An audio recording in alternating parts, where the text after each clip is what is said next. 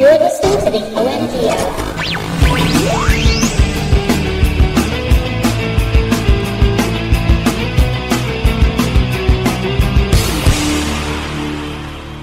Welcome everybody to episode number 269 of the OMG Hour. It is September 29th, 2017, and I am your host, Sean Evans, otherwise known as Zion Tane.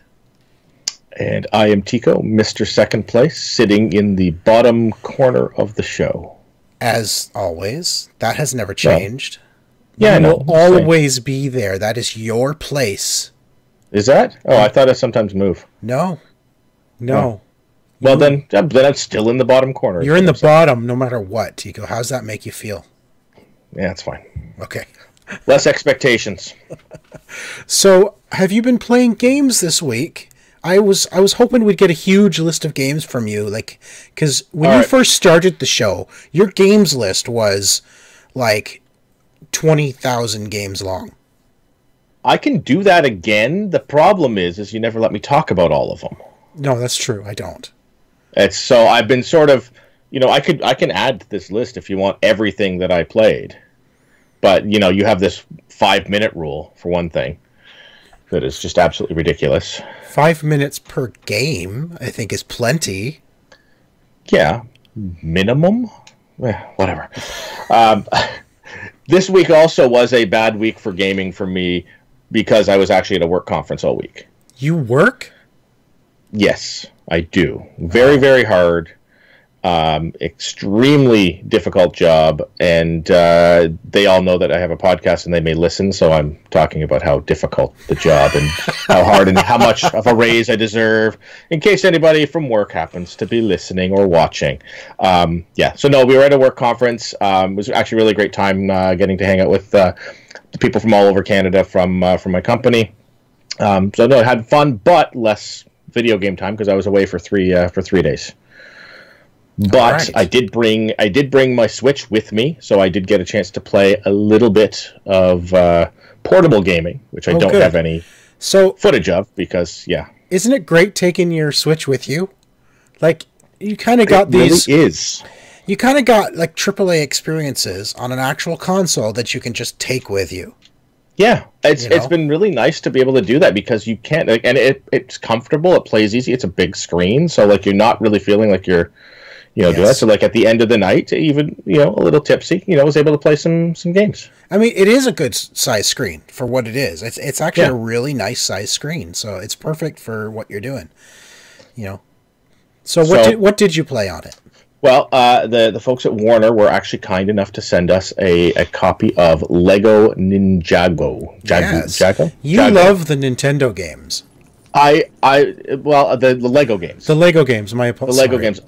This is probably like, and I know people think these are for kids, and they probably are, but I really enjoy these games. I have fun with them. I have probably played every single one that is at least out on the Xbox. So I've been actually playing this because I've been playing this on the Xbox as well as on the Nintendo Switch.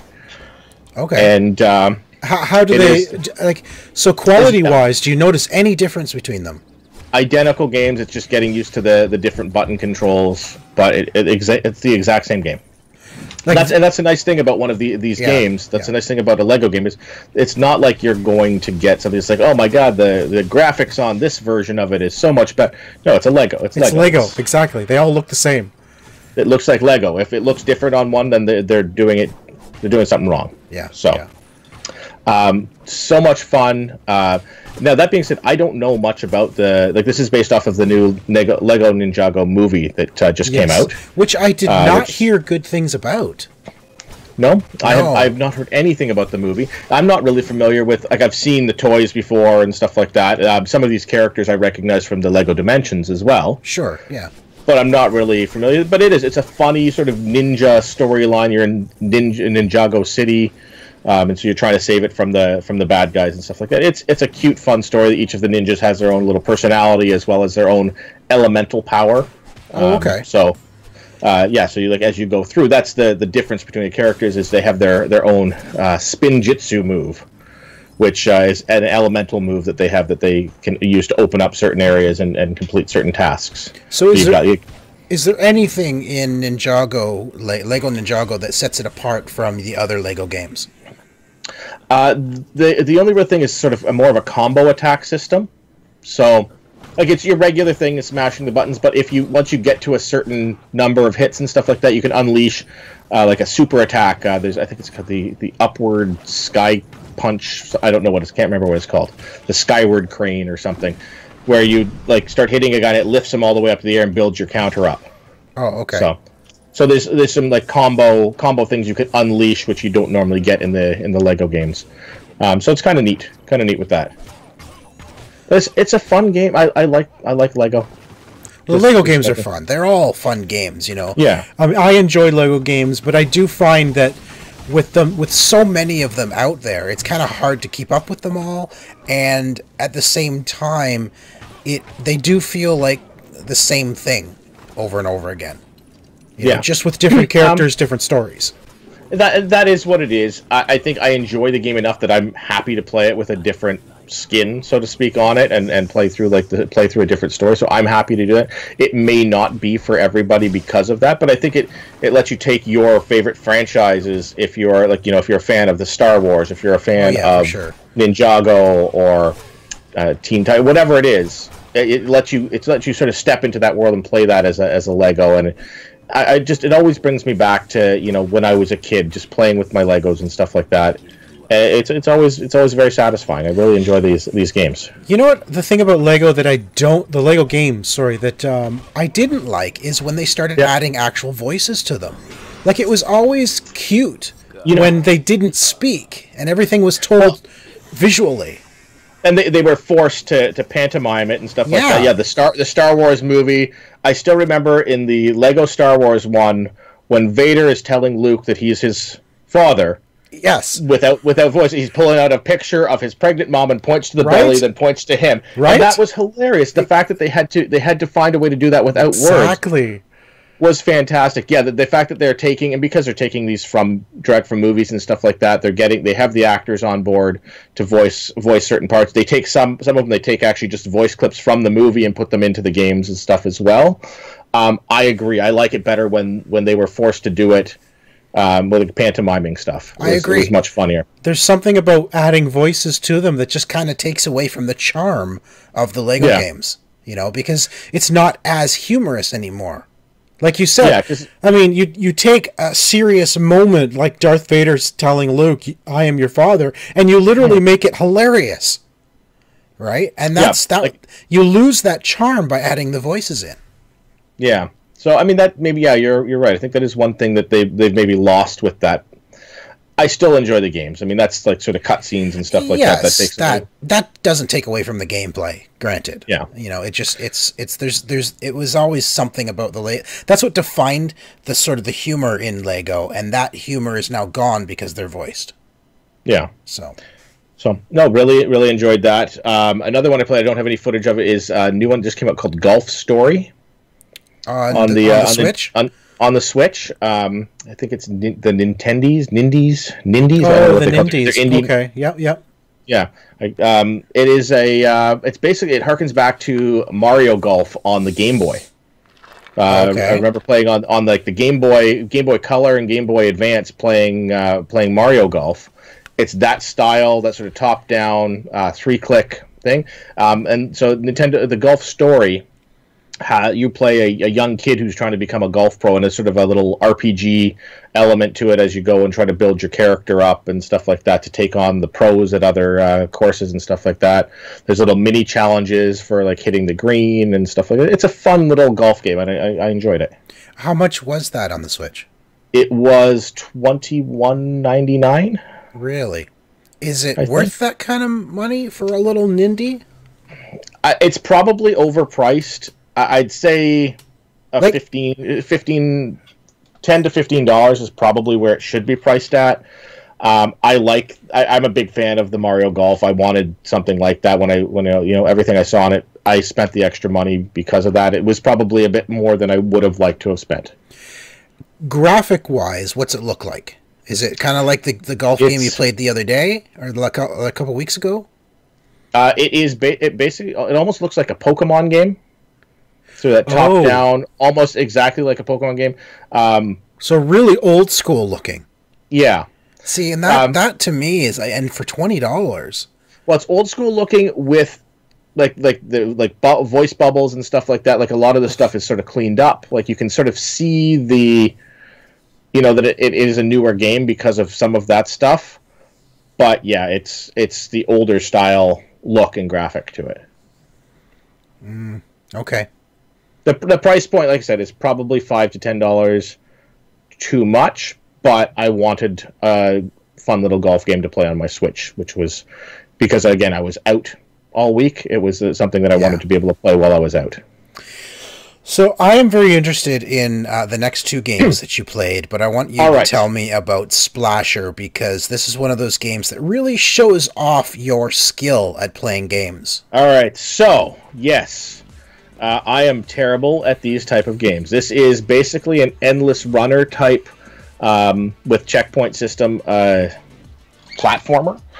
I am terrible at it. It allows you to die many, many, many, many times. It looks like a very colorful Super Meat Boy. Yeah. So you have to jump. I fall off things a lot. I fall off things. I fall into things. I mean, it's a lot of like learning the level and then going back to your checkpoint and going, okay, now I know how to get through this part. So you play this guy who's in a factory, and you have to basically escape because you've seen them doing some experiments on people, and like different splashes of color are done for different things. So there's these hoses that are spraying the walls down, and the ones that spray it red, it basically makes the walls and floors sticky, so it slows you down if it's on the floor, but on the wall it allows you to actually climb and run up the wall. There's also buzzsaws all over the place. It is the most unsafe factory I have ever seen. Right? How many days since the last accident? So then there's the blue one, which will activate some of the platforms and stuff like that, as well as it washes away the red. Oh, I gotcha. So like if you have a blue one and a red one going at the same time, the red one goes up and it gives you something you can run up, and you have to do it quickly before the blue one comes back down and washes it away. Oh. So I have played this for about 45 minutes now. I have died about 400 times. At least. We're just watching your video. It's the same section. Spot. Like this is like we made fun of that guy on Cuphead the other day. This is oh my god. I think you're just looping. I'm just going to tell people that you're looping the same death video over and over again. No, I really am not. Because I've died in the same spot over and over again. The controls are a little flighty. Again, it's me getting used to them. I'm expecting when you land it'll stick, but it's very, if you touch it even a little bit, like even just trying to correct your landing, it's very easy to run off of the platform that you've landed on. Yeah, you got past that section. Yeah. But for how long? Before I die again. How long? Very, very soon. See, then you get to these. Once you get to the checkpoints, you're in good shape because, then you can. That's where you restart, is at those checkpoints. They are somewhat liberal with the checkpoints. Oh, that's good. Until you die 1,000 times in one spot, and like, why can't you give me a new checkpoint? Yeah. Oh. Yeah, and I died. Okay. But I figured out why I died there, and I was able to, correct for that immediately on this next run. It does really feel like a Mario meets Super Meat Boy. Yeah, it's like really is. It's sort of like, and sort of like, and you've got to go fast with a lot of these sections, in order to get through them. Like, there's no. The way I like to play these games is sort of get to a spot. It's like, okay, that's how I get past this thing here. I jump there, and go over and figure it out. Whereas this game doesn't really reward that. Oh. It wants you to run through and die, and then, okay, now you're back to the checkpoint. Now go back through it again. Okay. So, I mean, I think that you're supposed to die a whole bunch of times, and that is what I have done. Okay. I'm sorry. I'm aiming for the record of deaths. Excellent. Well, let's talk about another game which seems to kill you a lot. I don't even know how you pronounce this game. SEUM? Is it SEUM? SEUM? So tell us about this game. Speedrunner from Hell, this is called. So this SEUM Speedrunner from Hell is it feels like Doom. Like the graphics are very like original Doom. Old school Doom, yes, for sure. Old school Doom. It is you basically play a redneck who has been who's gone to hell to try to get his beer back. So a demon has shown up and stolen your beer. Well, then you got to go get it. Right, so he comes in and he takes your beer. It's really cool opening graphics. It's sort of like comic book style opening graphics to it. So, demon comes, steals your beer, and you try to say, "Hey, no, that's my beer. Take it back." And he hacks your arm off with a sword. And you, of course, as a redneck, take a chainsaw and cut his arm off. And so the object of this game is it's literally to speed run through the level. It's to speed run through the level, so it gives you a starting point, and then you have there's some hell gates that you have to run through to get to the next level, and you have to figure out what the particular trick is. As you can see on this level, it took me a couple of times to figure that out.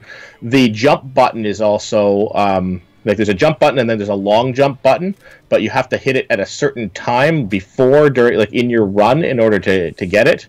I spent quite a bit of time here just dying before I realized that you were supposed to actually activate a platform. Well, the way you're playing this particular level, for those who can't see it, it is the definition of insanity. It's doing the same thing over and over again, expecting a different result. Until you finally figured it out, then it was like, next turn you got it done. The demon hand that you cut off, you actually attach to your own arm with some duct tape.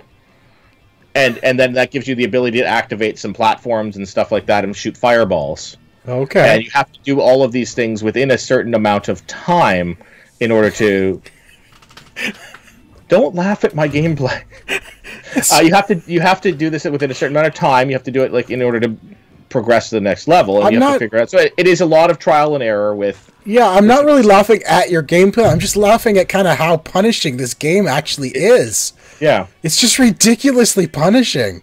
So I first started this, and I did not care for it. Now, it's very, very sensitive controls. So, you're running, and you'll, start to drift a little bit to the left, and you'll overcorrect really fast. So I actually turned down the sensitivity on the controls for this right away. Just when you think you got it, you're dead. I figured out where, I go this way, then this way, and then I figure out this thing, and then you figure out where to go. And, you feel really good when you've actually completed a level. So there's a bunch of levels in this. There's also an endless run mode, which I made it about, I think, 60 meters is how far I made it in that. So, again, it's learning the different things. So this one here, you learn that you have to blow up the wall in order to jump. But then this one here, I'm really proud of this one. I noticed that the floor was made out of the same stuff as the wall. Okay. After dying a couple of times here, and then watch, you'll see it'll happen. It'll be good. See? Oh, look at that shortcut. Good job. And look at this, a gold. I got a gold on that one. Look at you. So proud. So 6.9. I'm very proud of that one. What are you playing this on? Xbox? This is on Xbox. This feels like a game that would be actually perfect for the Switch because it's small levels. They're quick. You could pick it up and play whenever, no matter where you are. Yeah. Oh my gosh, there is an evil Clippy. Yes, it's Clippy with a devil tail on it to give you little hints and stuff like that. I don't know if this would be so good on the Switch because it can be when you die as many times as I have, you can be infuriating. You don't want to accidentally get frustrated and throw your Switch. You don't want to kill your Switch, of course. Yeah, because this is one of those ones and break over your knee thing. So you don't want to do that to your Switch. It's actually really a fun game. I'm obviously terrible at this. There's people who have way better reflexes and stuff than I do. But it is a fun game. I believe it's about $9. Probably less, $7.99, I think. It's a fun game. It's a cool little story, but it's basically an endless runner. Basically, imagine somebody took a Doom level creator and turned it into an endless runner. That's what it feels like. Well, it's not an endless runner. Sorry. It's a speedrunner. Speedrunner, not endless runner. Speedrunner. Yeah. Although there is an endless mode. Oh, is there really? Yeah, there is an endless mode, which would make it an endless speedrunner. From hell. Yeah, literally. Well, it is. Yeah, and it looks like the original Doom, so it is definitely old school. Yeah, it's old school graphics, but it works with that game. It does. It absolutely works with that game. I will eventually get better at it. And by then you won't let me show footage anymore because you're done. You'll be like, oh, it's old. And I'll be like, no, but I made it to level 99 in one life. And you'll be like, yeah, you don't believe me. And then, yeah. You just have to capture it, and then we'll believe you. Nobody will believe me. All right, I want to talk a little bit. Last weekend, so the clan that I'm in for Destiny 2 was doing the raid, the Leviathan raid. Yes. I personally did not finish the raid, but I was in on the raid, and holy crap, this raid is intensely detailed, and it's weird because a lot like so one of the levels is in what they call the gardens, and you're not battling anything. First of all, you have to split up into a team of 4 and a team of 2. The team of 2, which I was a part of, each one grabs this seed, this like power seed, that and then you have to sort of stay above everyone else on these rock ledges and guide everyone to the lit up flowers, okay? Which, when they get to those flowers, you shoot it with this seed that you have, and they get this buff, sort of a damage buff. The thing is, roaming around this area are these dogs that will attack you on sight and actually ruin your run. So if you get seen, you have to make it into the center of the area, or to the end of the area, and get into a safe room before everyone dies. Then you try again. The problem is you can only run into the safe room 3 times. The objective here is to get enough boost in order to take down these dogs, all 6 of them. Okay, and they are really strong dogs. Like, they have a lot of health, right? So you have to try to do it as quickly as you can, because there is a time limit, and then try to when you get your buff up to the max, you need to kind of take down the dogs. Each of you are assigned one, and you have to take it down at least 1/3 of your health, because you only have essentially 3 tries. 3 rounds, to get it done. To get it done, because as soon as you shoot them, you have to get into the center before everyone dies. If you're left out in the open, you die. So we managed to get through that, and that took us, honestly, it took us a couple of hours to get through this. And then you go and you do another, like, wave after wave of enemies, while trying to get banners to open up another, like, a 3rd door. So the whole raid consists of like 3 very distinct challenges. Okay, and it's the Cabal Emperor who is challenging you to these things. The other one is called the Gauntlet, which, I don't really have time to go through all of, like, everything that happens but the Gauntlet took us, again, a couple of hours to really get down pat once people understood what you have to do. And then there's another one called the Royal Baths, which was the last time I played it, because it was so difficult for me personally. I kept dying, constantly dying. It's like, okay, guys, I'm like bringing the team down here. I had a lot of fun in the gardens. Like, I was the one that guiding people around, so I'm up top, so I can see where the dogs are, and I'm sort of I'm on the left. I was on the right side of the map. The other guy was on the right or the left side, and I'm guiding them to which flower is lit up on my side, and telling them, okay, the dog is here, careful, okay, now come around, he's walking the other way. It's sort of like really guiding them from one flower to another. It was a lot of fun that way. Fun sort of stealth action spotter. Yeah, exactly, right? The problem is Destiny is not really made for stealth, and yet this entire challenge was kind of a stealth mode challenge. Yeah. And it's really not made for stealth, but, again, we managed to do it. The thing with this challenge was the slightest mistake and you're done. The slightest mistake. You wipe. Yeah, exactly. So, and we would wipe intentionally, because it's like, we know that we didn't get enough done in round 1. Okay, let's just wipe and get some more ammo and try again. Yeah. So, and then, you know, eventually we got better and better and better and figured it out. And by the end of it, we knew exactly the routes of all the dogs. We knew exactly what position in the route they were. So for timing wise, and it was fun, but it's super frustrating. And I gotta say though, it's actually, in my opinion, not a very good raid, honestly, because it is, I don't know, it's too easy to fail. Way too easy. And it's so far outside of the gameplay for the rest of the game, too. It is. And that's what makes it different. I mean, raids have always been like that. They've always been super challenging. Yeah. But they've never been ones, at least the other raids that I played, they never really removed the combat. Whereas it feels like here, the combat's sort of just a small piece of it.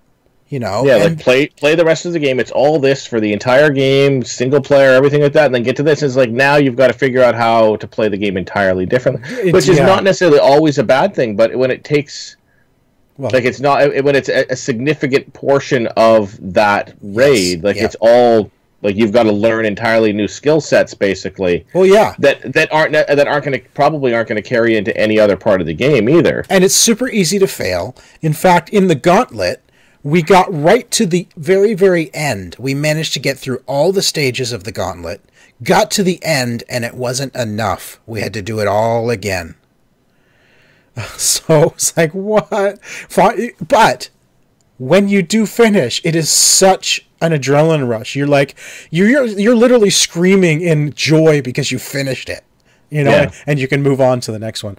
So that's the, I had fun, but I do want to finish it. I would, now that I understand the Gauntlet and the Gardens, I need to get a little bit better so I can help with the Royal Baths better. Now, when you go back into the game, do you start from scratch every time when you start up this raid, or are you going to start from the baths now that you've finished the other two pieces? Every Tuesday night, I believe it wipes. So you have a week to finish. If you don't okay. Yeah, if you don't finish in the week, you will start again. Okay. So if you join someone who has been in the raid, you will have a checkpoint because that person has a checkpoint. So you'll go to where they were. Yeah. Okay. I mean, you start at the beginning, but you don't have to do the other sections. Yeah. You can kind of run to the next section. Okay, so you can get carried through. So that's the thing, because if everybody's at different parts, it seems very odd to how you would not. It's a long process. I heard some people said that like doing the whole thing took them like 12 hours. Or something it is a long process. Believe me, it really is. Because you're not going to want to spend 12 hours straight doing that. No. Some people have actual jobs and families and stuff like that tend to notice when they just play video games for 12 hours straight and maybe say something. Well, if you're doing Extra Life, this is a good opportunity to do the raid 24 hours. So yes. All right, and the final game we want to talk about, we got you and I both got a review code from the publisher, from the developer, and this is a game we've seen at PAX East a few times. Yes, a couple of years in a row. So I had my fingers crossed for this one because typically when we finally get a game from PAX, it lets us down. Yeah, we've been disappointed after. It's like, final game's out. Oh, it's not as good as when we played it at PAX. Not so with this game. And the game I'm talking about is a game called Hob. And this is from the developers of Torchlight. Yes. Runic Games. I am really enjoying this game. This is a 3D platformer. Okay, and a beautiful art style. Very simple art style, but I love it. And you play this character who, through the beginning story mode, he loses an arm. A stone golem saves him and actually gives him his arm, which now gives you your abilities to punch through walls, to do more damage. You can upgrade your arm to get better damage and better abilities. You end up finding a sword, so then you have combat. It's a fantastic little platformer. Yeah, beautiful platformer. Plays really well. And I'm enjoying it, but what I'm finding is it's not a platformer where it's obvious where you need to go next.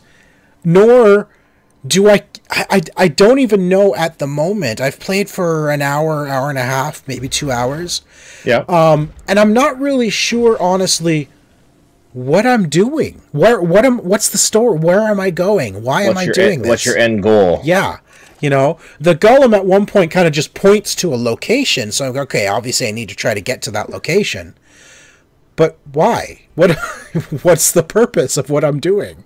Yeah. You know? Well, I mean, I believe it's like the forest area is infected with the purple goo, and so you have to try to get rid of the purple goo. Well, and that's not even clear to me, because I mean, the purple goo appears at the beginning, and that's what I guess it would kill you if it got over. And the golem comes along and basically cuts off your arm, and then molds his arm onto you, which gives you your power. It's a little bit of a morbid beginning, to be honest with you, but it sets up the abilities of your main protagonist here. But it's weird. That's two games today that we've talked about where you've had an arm cut off and replaced. You got SEUM as well. You get the demon arm cut off and put on its place. That's right. That's right. So I like it. The combat's really good. Very simple combat. It's just hack and slash combat. You know, it's not difficult at all. Hack and slash, and then you can sort of dodge away. But throughout it, you're gathering these orbs that allow you to upgrade your abilities. Eventually, you're going to get there's fast travel points, so you can easily travel back and forth from your home base, because your home base allows you to do your upgrades. Okay. But I've gotten stuck a few times. Like I'm walking around. I'm like, where do I go now? What am I doing? You know. And then you know, you come across a lot of big beasts. But I'm having fun. Beautiful little game. If you love just the 3D platformer, a little bit of hack and slash adventure, it's well worth it. It is really well done, and I'm very, very happy with how it's turned out. And this is a game that I think you and I have played a couple of years in a row at PAX East. Yes. You know. Yeah. And it does look different from the original, like the very first time we saw it, where it was really a lot more platforming and sort of puzzle solving, to sort of branched out a little bit more from that. It's still the same game, to be honest with you. I think what we saw was a very specific level. There's a lot of platforming. There's a lot of jumping and climbing, sort of like the Assassin's Creed style climbing. You know, so there's definitely a lot of puzzles, and I think really the puzzle is also, how do I get to where I need to go? You know, you remember the original Prince of Persia games where you're at the bottom of a room and you got to figure out how to get to the top. This game is kind of like that. I know I need to get from here to there, but how do I get there? Yeah, no, where's the spot? Where's my starting point? Exactly. You know, and using your abilities throughout the game. So definitely check out Hob. It's a lot of fun. It's very colorful, beautiful little platformer. Really well done from the developers of Torchlight. I highly recommend it. Excellent. So that is it for the games talk. We have a lot of news.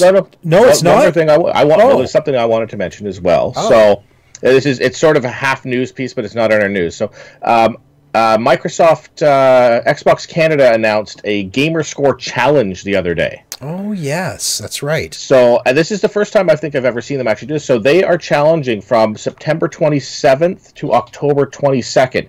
The 5 people who gain the most Gamerscore will win an Xbox One X. The most Gamerscore in how many days? That's math. Almost. Sorry, 27th to when? To October 2nd. So 25 days. 25 days. October 2nd is next week. That's 5 days. No, October 22nd. Oh, 22nd. Okay, you said October 22nd. Okay. So 25 days. 25 whoever days. Gains the most Gamerscore. And now, I mean, this is something that, you know, back when I don't know, like Sid and I did this, we did about 20,000 each. And I'm guessing that those numbers are going to be absolutely blown away by some of the people that are going to probably do this. You're going to get people winning who are like 13 years old and just do nothing. They come home from school and that's it. They may not even go to school for the month, right? Right. So they're going to have people who are going to be like, yeah, I got 200,000 Gamerscore in a week. Yeah. You know, just stuff like that. Now, for fun, and we'll update. I created a new gamer tag to start from zero. Yeah, you did. To start from zero, because it says you can do it, so it may as well. So I created a new gamer tag to start from zero. The gamer tag is the OMG hour, no spaces. Nice. And it is a 0. It starts at 0, and so I'm going to see from the 27th, which was a couple of days ago, till October 22nd, what my actual increase can be just playing the stuff I own and going that, like, and I have the Avatar game on 360, so stuff like that. I'm going to see what I can do, and we will update you guys every week just to see where I am at that, just as a fun experiment, and to see, like, from a 0 gamer score, how much I can do in that 25 days, number one. Number two, to see how far that's going to be from what the actual winner ends up. Right. Okay, so it's been 2 days. Are we still at 0? Yeah, I just got back from my work thing yesterday. Oh, it's 2 days. You've wasted 2 days. Listen, I feel bad. I want everybody else to have a head start. Oh, I see. So, but I'm playing this as somebody with a job and a family and stuff like that. So the realistic amount to see what I can do from 0 with a lot of these really easy games and stuff that are out there. See where we can get with this. So I think it'll be you need to do King Kong and TMNT and do you have 2K06 or whatever, NBA 2K6? I think I have those lying around somewhere still. So it'll be an interesting thing to see where I can get from 0. Because, I mean, when Sid and I did it, too, my gamer score was over 200,000 when we started. Right, so you couldn't go back to the old games. So I couldn't go back. Like, a lot of those ones that I had that, I think in 25 days, if I put some effort into it, I can probably pop. I'm gonna put my goal in 25 days of 25,000 in 25 days. And do you think that will have a chance of winning an Xbox One X? I think that'll be short by like 70K. I honestly do. Wow. I think somebody's going to win this thing by putting up 150,000 in the 25 days. I think somebody's going to put it, because everybody else has the opportunity to start a fresh gamer tag as well. That's 4,000 a day. You honestly think someone could do 4,000 gamer score in a day? Every day? I really do. If you're starting from 0, there are so many easy games. I think somebody's going to put up some ridiculous number when we see this thing finally announced, and I think it is going to be somewhere in the 75 to 100,000 thing for the people who win this. That's stupid. Now, other people. So anyone involved also gets the chance to win some custom controllers, I believe. Yeah, there's some other prizes, some custom controllers and stuff like that as well. I think 10 prizes in total. So, I mean, all you have to do is go to Xbox.ca. This is a Canada-only promotion right now. But yeah, go to Xbox.ca, sign up, and give it a shot. You never know. Maybe I'm horribly wrong, and 1,000 gamer score will do it. And just go through and play some stuff. I mean, you're playing the games anyways. Right. Sign up with your regular gamer tag and play, and just have fun. All right. So. And on that note, we're not going yet, because you have something you have to talk about. But what you're doing this weekend? Do I really? I need to talk about that? Well, I don't know. It's a neat thing. I was actually pretty impressed when I heard you were going to help out with this. That's so I thought fine. It might be fun for people to hear about. We will not get through our whole news today. I wasn't expecting this extra stuff, but that's okay. It's all cool. Let's run with it. What? All right, good. Okay, so I'm going to spend the weekend in my hometown. I'm going back to Hamilton for Hamilton Comic-Con, and I'm going to be spending the whole weekend at Hamilton Comic-Con working at a table for Extra Life. So telling people about Extra Life, getting people to sign up, that sort of thing. And this is all part of being part of the Hamilton Extra Life Guild that I've been a part of for 2 years now. And the idea is to recruit people to spread the news or spread the word about Extra Life in this location, and get them to sign up to help our particular hospital, Hamilton McMaster. Yeah, and you've started your fundraising already. I have started my fundraising. I could definitely use more. I haven't even got to $200 yet, which is the T-shirt. So come on. Oh, we got to help Sean out. I've donated. I was first. Help me, Obi-Wan Kenobi. You're my only hope. If you go to bit.ly/extra Sean, that will get you to my Extra Life page. And donate, help us out. It all goes 100%. If you don't understand how it works, 100% of your donation goes straight to the hospital that I am fundraising for, which is Hamilton McMaster. And that is the same hospital my daughter was at about 3 years ago. And they were absolutely incredible there. Great children's hospital. So amazing. They are, if I'm not mistaken, Hamilton McMaster is very high in like the best of the children's hospital in Canada. I think they're throughout all of Canada. I think they are like number 4 as the best children's hospital, which is just under like Toronto Sick Kids, which is I think number 1.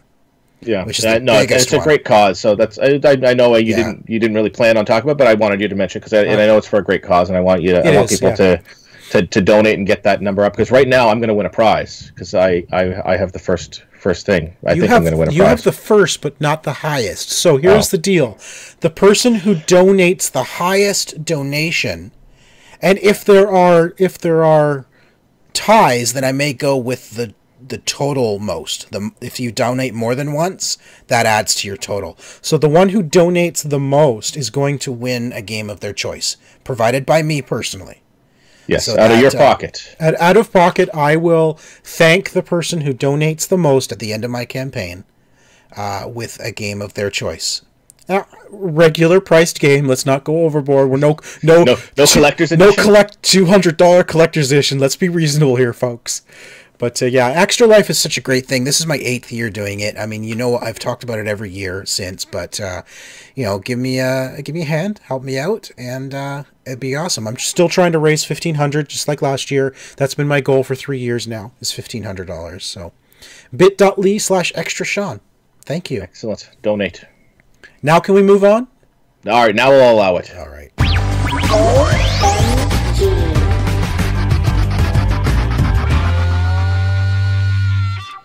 Well, we have lots of news, but we're not going to talk about all of them. In fact, let's go straight to number 3. 3. All right, done. 3. We'll jump straight to 3. Cool. This is cool. I'm surprised that Ubisoft didn't do this before, but next year, Assassin's Creed Origins is going to have a mode added to it called Discovery Tour by Assassin's Creed Ancient Egypt. This is going to be a no-combat history lesson set in Ancient Egypt within the game.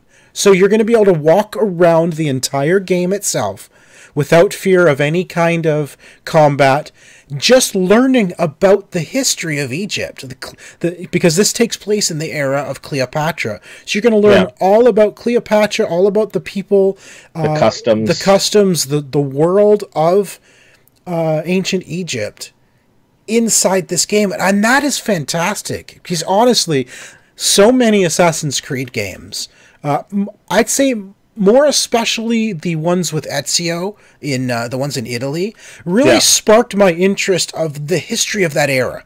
Yeah. It always fascinated me having the real historical figures in the game, and the events of the game actually sort of being the reason for the real events in the world. Yeah, alternate, fabricated into the timeline. Yeah, sort of like alternate history, but like the events were real events, but they kind of rewrote them around the Assassin's Creed story, which I always thought was fascinating, right? And I've always looked up those main characters to just read about who they really were and what actually happened. And it's nice. So this is going to be awesome. Actually being able to jump into a game sort of in an educational mode. Well, they ensconce all that history right inside the game. Well, they do. Absolutely. And they always have, And I'm surprised it kind of took this long for them to do this. You know? I like it because it really shows that they put all of this research and thought process behind the world that they're building. Yes. And that they can actually take this, like, all right, let's just take the gameplay out. Now this is an educational tool. Right? And they could have done that with previous games, honestly. Yeah. Because every Assassin's Creed game has been based in historical eras. You know? Historical things have happened within every Assassin's Creed game. So, you could have done this in Paris with Unity. You could have done this in London with the other one. My mind just went blank. I don't remember which one was London. Syndicate. Yes, Syndicate. Thank you. Was Syndicate? Black Flag. Wait. Yeah, Syndicate was that's right. Syndicate was London. Syndicate was London. Black Flag was pirates. That's Pirates of the Caribbean. Exactly. So, and then Assassin's Creed 3 was the American Revolution. Which again, I mean, what a great one to have history lessons in. The American Revolution era. Come on, that would be amazing. Yeah, but I'm actually looking forward to trying that out. It's a nice added mode for them to throw in there. It is, and it's just imagine jumping into Assassin's Creed and not having to worry about any kind of combat. Just literally, because I love walking around the Assassin's Creed worlds. They're beautiful. They're so well done. right? But when you're playing the game, you have to worry about the enemies around the corner.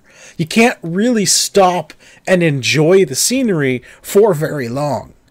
To be able to do something like this, to literally just walk around, enjoy the scenery, take it in, and just be in awe at the game itself, as well as understand the history and what the world was like back then. It's going to be fantastic. I love it. Yeah, no, I'm looking forward to trying that. I'm looking forward to the, main game where I'm going to get killed a lot too. Less than a month now. Yes, this is going to be... I'm going to tell you right now, I will be playing this game for Extra Life. Yes. So, and I'll also be playing some Destiny 2, maybe jumping into the raid. I just talked about the raid. Maybe we'll do some during the Extra Life. Well, we'll see. It depends on who's around, but... Yeah. All right. Next up, speaking of add-ons to games, since we haven't heard enough about Skyrim, in the last... 6 years. Skyrim game? What's this Skyrim you speak of? So, at E3, Bethesda announced their Creation Club, which is a Bethesda moderated mods, essentially. Okay, so we have mods on the console, but the Creation Club is very distinct mods. They're full-on mods. They're curated by Bethesda, and as far as I'm aware, they will not stop you from getting achievements, which the other mods do. Which I think is a downfall, because I'd love to play with some mods, but I don't want to lose out on the trophies or achievements while playing the game for the first time. Right. And I think it's hard because they're not controlling them, so what's happening, they'd have to police the mods entirely in order to see whether or not it gives you an advantage in the game. Exactly. It should... I definitely understand the reasoning for it, but there's some mods that are very distinctly just visual mods. Mm-hmm. So I'm like, well, if it's just visual... Don't remove, come on, there's whatever. Anyway, Creation Club. Skyrim is going to be getting a hardcore survival mode. So things like hunger and rest will actually be a thing.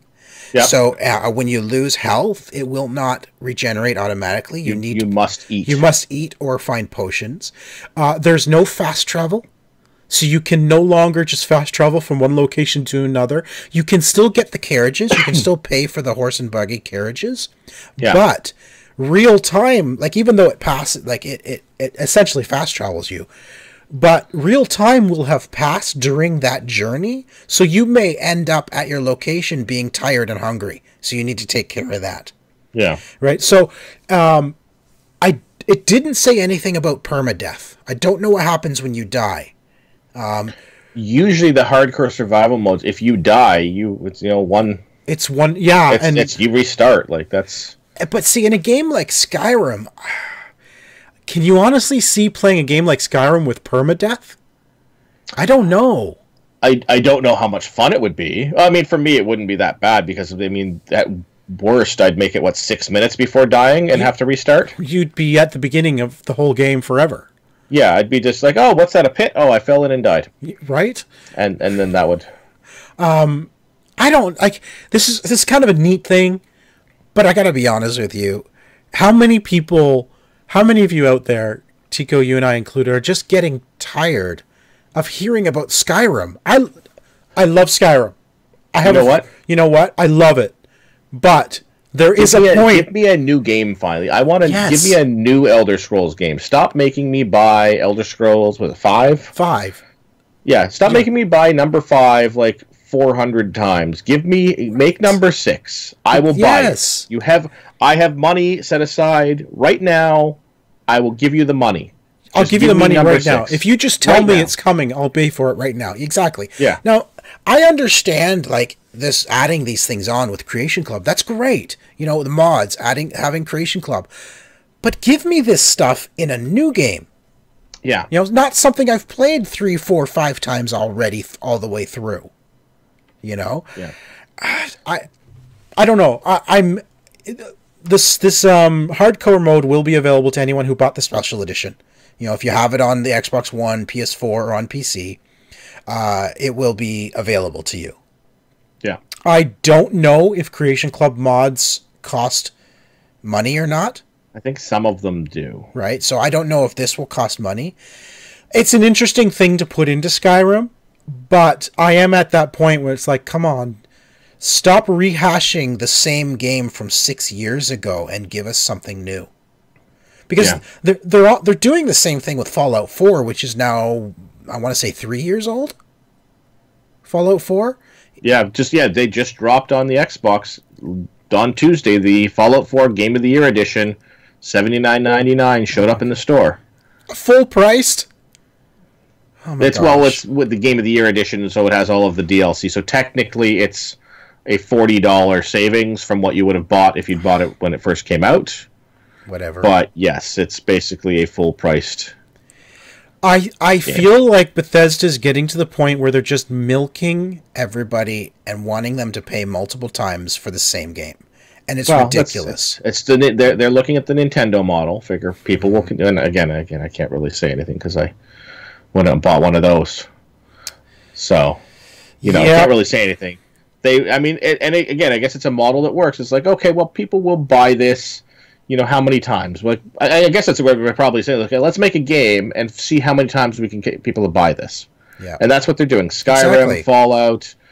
They're going to continue to do this, and it's the old Street Fighter model. Like, just add Ultra or Extreme to the end of the title. Right. And pop it back out there with a new skin on a character, and people will continue to drop quarters into it. Exactly. Well, real quick, I brought this up. I'm bringing this up because I thought it was funny. We talked about this last week. So there's a game coming out for the Switch called Chess Ultra. It's available on PS4, Xbox One, PC right now. Yep. Chess Ultra on the Switch is going to have cross-platform play, so you can actually play either locally with a friend, or you can play cross-platform with, now get this, with Xbox One or PC. Notice anything missing there? Who's not flipping the switch? Right? Oh, no, I guess switch is the wrong word there, but who's not, turning that button on? It's like, seriously, you've got one player who's just refusing to support cross-platform play on a chess game, on anything. Seriously, it's not like, well, no, we got to make sure that our chess players are protected and they can only play against other PlayStation chess players, right? Because chess very important to protect. Against, PlayStation should only play against other PlayStation players with chess. Anyway, get on it, Sony. Get off your high horse. Yes. All right. They're going to announce it at like E3 next year and try to be the heroes. Like, we've turned this button on and now we're awesome. Too little, too late. The Ataribox specs were announced this week, as well as the price. First of all, it's going to be priced at $300 US. Which is the same price as the Switch right now. Yeah. It is going to have an AMD customized processor with Radeon graphics technology. So it's no slouch. It's got a better processor than the Switch has. Probably a little bit better graphics than the Switch. So who knows what it can run. Can you walk around with it? No. This is a set-top box. Yes. The developer also promises, quote-unquote, tons of classic Atari games to be preloaded onto this device. What games those are, we don't really know. Yeah. But $300 for a whole bunch of Atari games?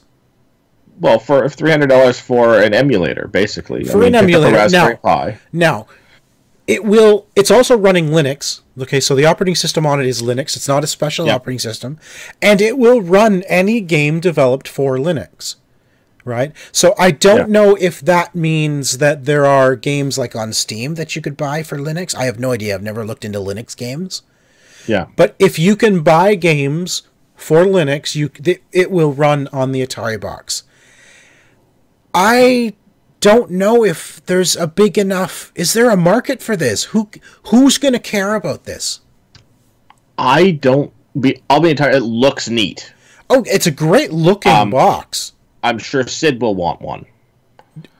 Well, but that's it. Well, he'll want one for the museum. He'll want one for the museum, but that's about it. I am not spending $400 Canadian for an Atari. Basically, I mean, I can buy, you can get those things at Christmas. You at the mall, the little kiosk in the mall for 80 Atari games for $29.99. Exactly, plugs right into your TV. Yeah, exactly. Which we don't buy anyway. This isn't going to up-res or do anything better for those horribly horrible graphic games. Like, do I need to spend $400 for that, or can I get away with $30? I wonder if E.T. will be on it. Even if it is, that game was almost unplayable. I know it was. That's why it's the worst game ever made. And it was buried in the desert.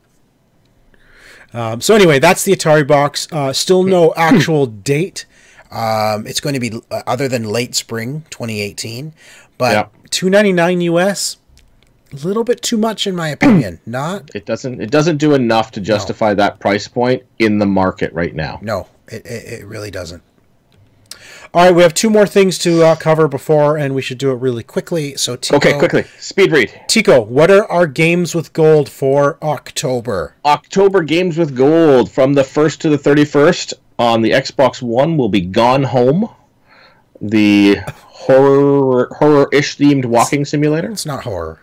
Horror-ish. No. It's dark. I'm saying horror-ish themed. No. Themed. No. I didn't say it was horror. No. Themed. No. You're every time you say no, it's taking longer to get through this list. Nope. All right, and then from the 16th to November 15th is the Turing Test. I've heard good things about this game, and I'm excited. There's a game on here I haven't played. I own it already and have played most of it, but it is awesome. Well, it's a fun little Portal-esque type. You have to go from room to room to room. Puzzle game. Figuring the puzzles. It is actually a really fun game. Excellent. So I'll be on my Xbox One next month. Awesome. Awesome. That'll be fun to see. All right, and then from the 1st to the 15th on the 360 with backwards compatibility is Rayman 3 HD. Yeah, it was an okay game.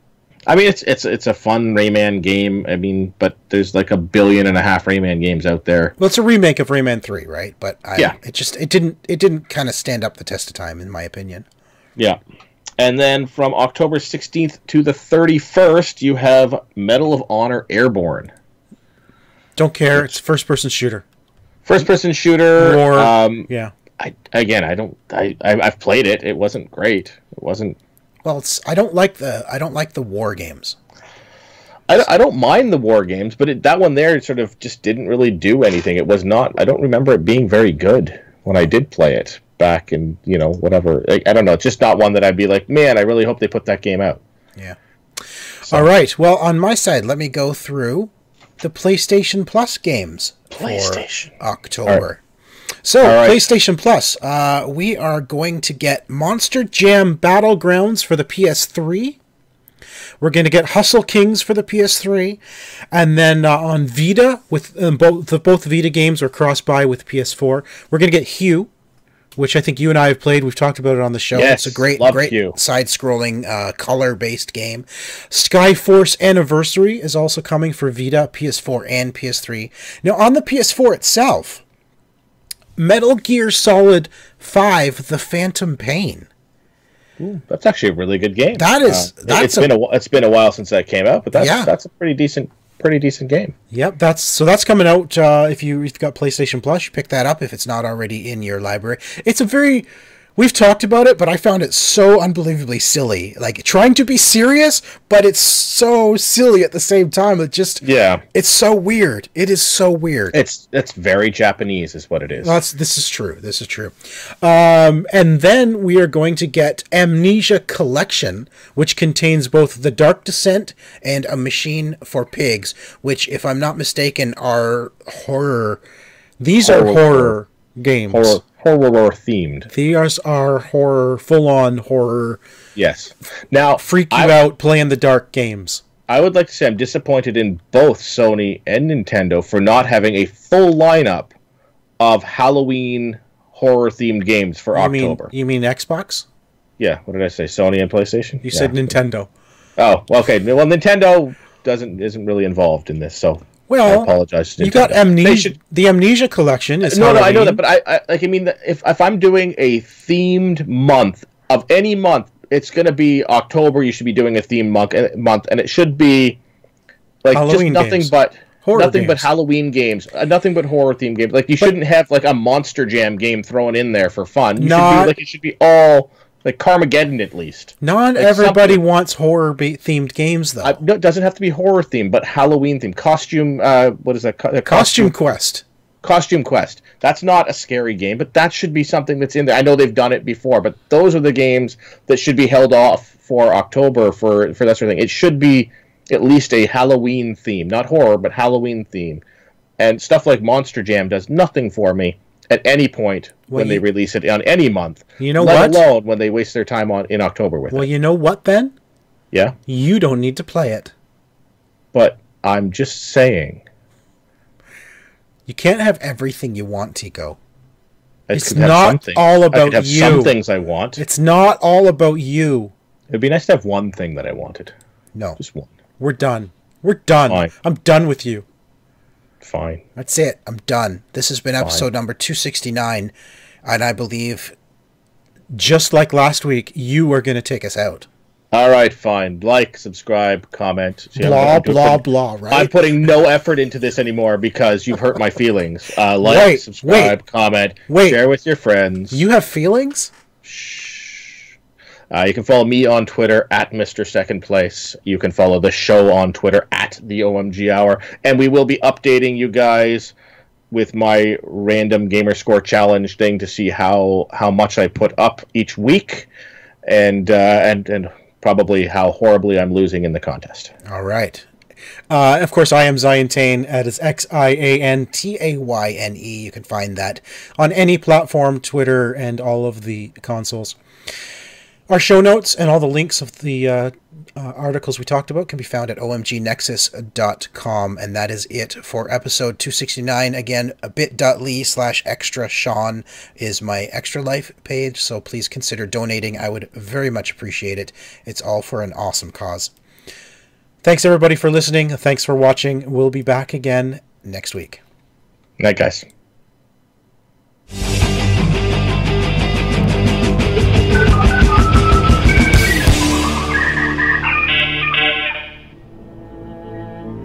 This has been an OMGNexus.com production.